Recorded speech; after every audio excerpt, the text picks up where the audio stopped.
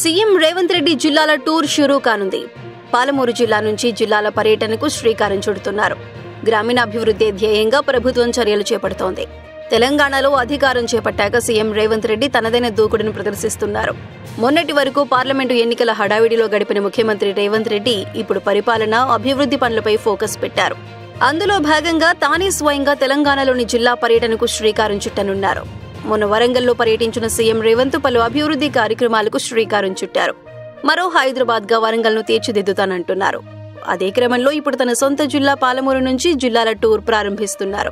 ఈ నెల 9న మహబూబ్ నగర్ కి వెళ్లనున్నారు సీఎం రేవంత్. జిల్లా అభివృద్ధిపై అధికారులతో సమీక్షా సమావేశం నిర్వహిస్తారు. పాలమూరు జిల్లాలోని సాగునీటి ప్రాజెక్టులు, విద్యా, వైద్యంపై రివ్యూ చేస్తారు. సీఎం రివ్యూలో ఉమ్మడి జిల్లాలోని 5 కలెక్టర్లు, ఇతర అధికారులు పాల్గొనున్నారు.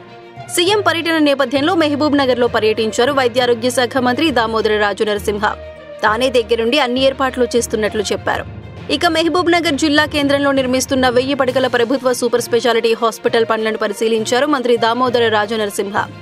ఎమ్మెల్యే ఎన్ఎం శ్రీనివాసరెడ్డి, జిల్లా కలెక్టర్ విజయేంద్ర బోయితో కలిసి హాస్పిటల్ పనులను, పరిసరాలను క్షుణ్ణంగా తనిఖీ చేశారు. సర్కారు దవాఖానాను ప్రతి పేదవాడు ఓన్ చేసుకునేలా మౌలిక వసతులు కల్పిస్తున్నామని చెప్పారు మంత్రి. కొత్తగా నిర్మిస్తున్న హాస్పిటల్లో సుమారు 600కు పైగా ఉద్యోగాల భర్తీ చేయాల్సి ఉందన్నారు. దానిపై చర్యలు తీసుకుంటామన్నారు. గ్రామీణ స్థాయి నుంచి వైద్య రంగాన్ని బలోపేతం చేస్తున్నట్లు చెప్పారు మంత్రి. సీఎం పర్యటనలో ఉమ్మడి జిల్లాలో భవిష్యత్ అవసరాల దృష్ట్యా ఎలాంటి నిర్ణయాలు తీసుకోవాలో చర్చిస్తామన్నారు మంత్రి దామోదర.